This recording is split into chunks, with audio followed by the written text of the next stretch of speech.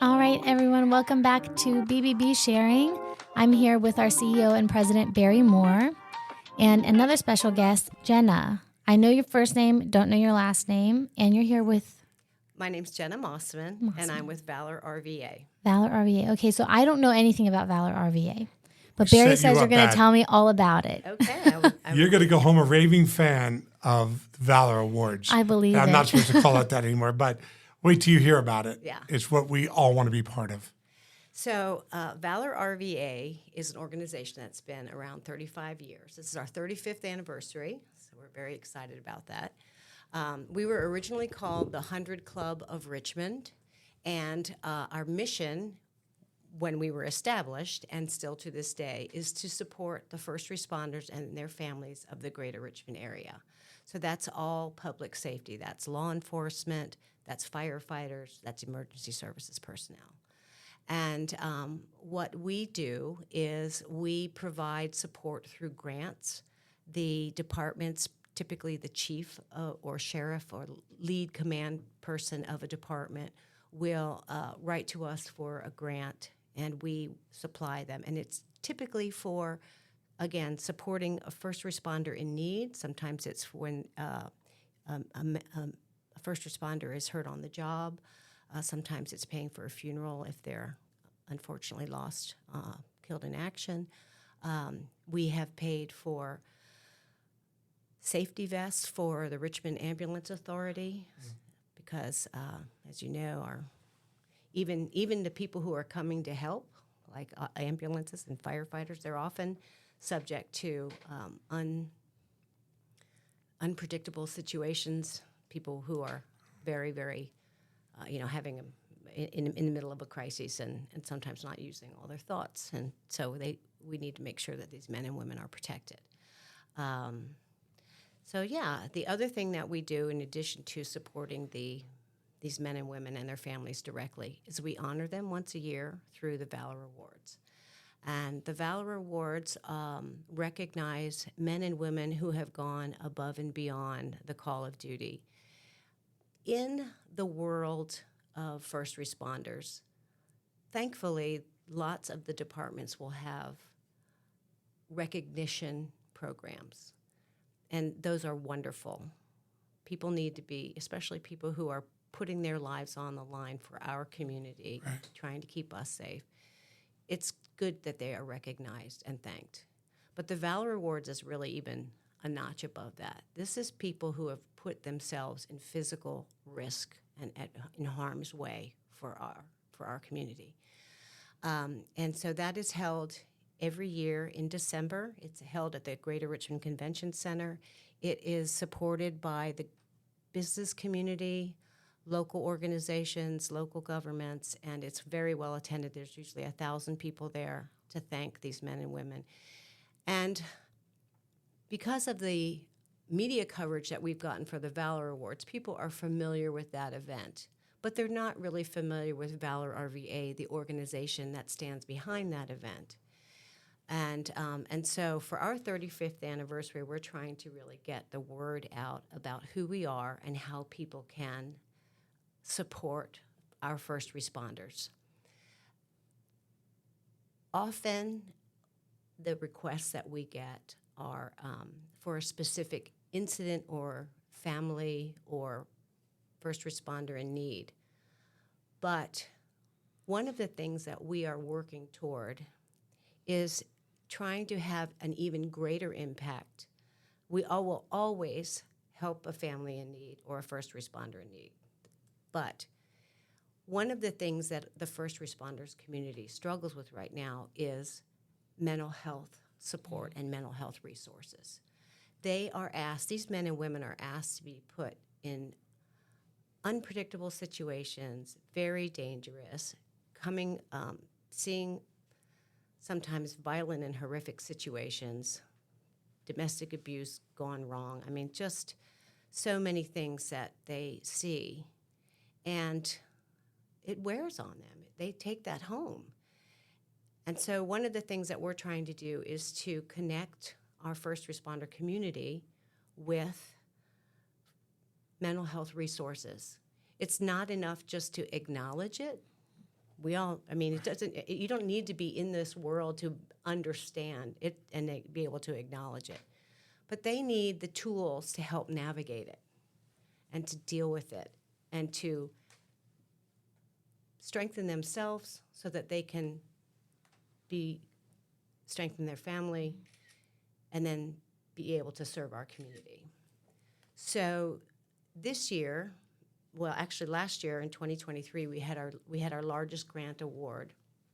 We partnered with Boulder Crest Foundation, which is an organization in Bluemont, Virginia, that was started to help veterans with post-traumatic stress growth. And they purposefully use that word growth as opposed to disorder, because disorder is a label that people then have to wear like a chain, whereas growth is recognizing the trauma but helping them to have hope beyond it. Yep. So this organization started with vets, but they quickly realized that a lot of the issues that the vets were dealing with were also issues that first responders deal with. And so they've come up with a program called Struggle Well. And Valor RVA partnered with Boulder Crest in 2023 to offer the Struggle Well training programs to first responders. Our goal was to offer it to 250 first responders. Oh. But we actually hit 415. Wow. Yes. So we're really, really excited about that. So we were really thrilled with the ability to extend that reach. And for this year, again, part of our commitment to this community, but also trying to make the biggest impact, we are holding a post-traumatic growth leadership workshop here at the BBB, using your all's meeting space.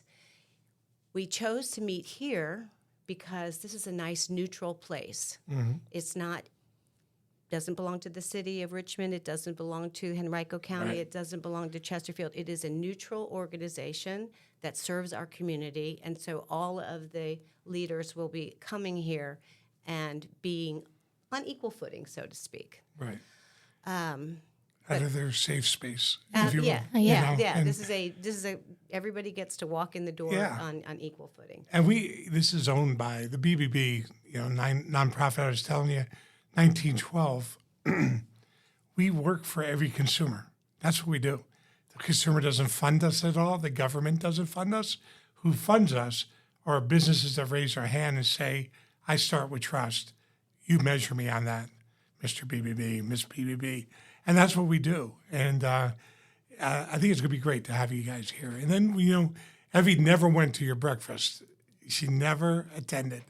And I was telling a story before. I remember walking with Nancy, and Nancy Thomas is at In Unison. And I remember walking the facility maybe in 2012, and saying this should be a lot bigger. This is my first time, and it was amazing. And, Brian Corden and Paul Carnes, I mentioned a couple of my friends that used to talk about the Hunter Club and talk about the Valor Awards, Dennis Prophet. I know Carl Leonard goes. Carl went with me one time. We bought a table, and he sat with me. C.T. Woody's gone. He's not the sheriff anymore, but he attended. State troopers are there. It's an incredible, incredible event. Does anybody walk out there with dry eyes? No. It's impossible. Everybody is extremely moved. And the thing about the Valor Awards is once you've gone, you come every year. It's our biggest fundraiser, and thankfully, the business community and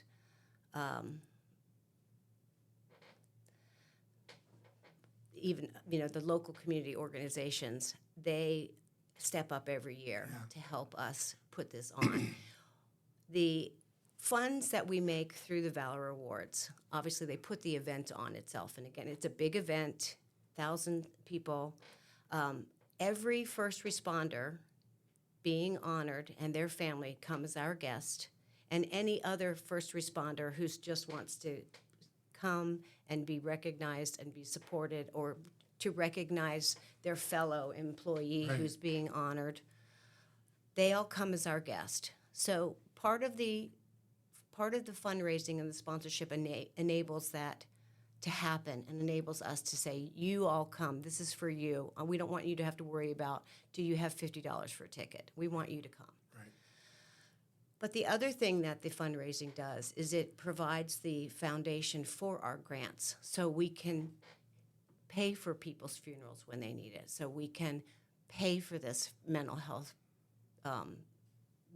training, so that we can give to the communities so that they have the resources they need to be whole and be healthy and to then continue to serve our community. We ask so much for these men and women. We ask so much of them. We just dial 911 and we expect somebody to show up and to take care of it. And they have no idea what they're walking into.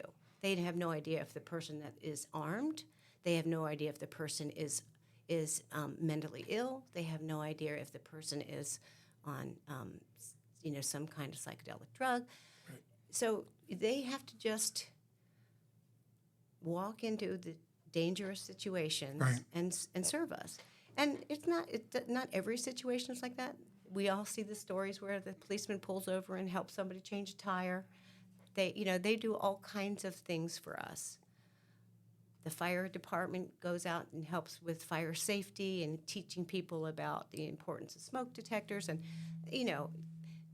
the emergency services people teach CPR classes. They do lots of things for our community. But when it gets ugly, they're just expected to walk in and deal with it. Like it's their job. It's their job. It's like... And one thing that makes first responders different from veterans, and Barry, I was just telling you guys, I'm a military daughter, I'm a military wife, and I'm a military mother. That's an incredible service. Yeah. It is, yeah. But I'll tell you one thing, the military mother is the hardest. I would think the spouse would be, but I understand why it's the parent. Yeah, I think it's a mom. It's a different thing. I get it. A happy Mother's Day, by the way. Thank you. Yes, Thank you. yeah. Yeah, but I digress. What I was going to say is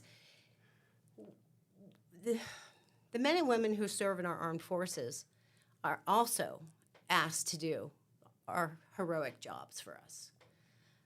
But one thing that's different from them is they typically leave home to serve and come back.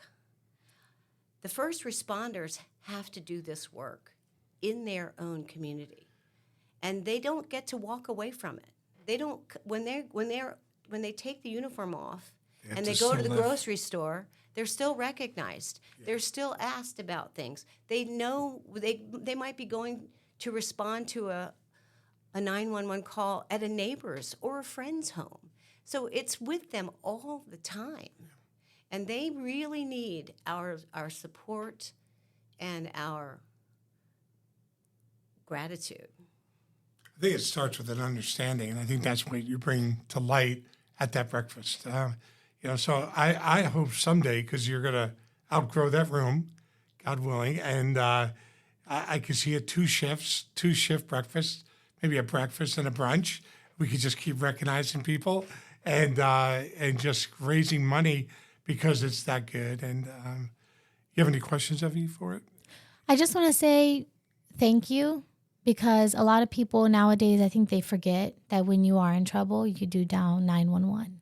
And that job is very difficult. And none of us who, if we've never even experienced anything like that, will even understand an inkling of what these people go through every single day and how much they actually help our community. And there's a lack of appreciation definitely today out there for them. So it's nice knowing that there's an organization like yours that makes sure that they're recognized and taken care of the way that they need to be. That's a great point. And I want you to know, Jenna, moving forward, now that I understand a lot more of what you're doing and supporting you and your program, that's so important. I want you to use our facility. If it's available, I want you to use it. I want you to utilize the space with us, and we'll make arrangements. The date's open. It's yours. And let's grow this. Let's get the word out together, and let's really shout it. And I hope this helps. So thank you very much. Thank you. And Evie's got a good close always. Thank you for joining us, Jenna. Thank you for all the information. I knew nothing and you taught me a lot, so thank you. Yes. Barry, thank you again for joining me on the podcast. Everyone, thank you for listening to BBB Sharing. Make sure to follow us on YouTube, BBB Central VA, and Spotify, BBB Sharing, and of course on social media as well, Instagram, Facebook, and LinkedIn. You got them all. Thank you. Okay, bye.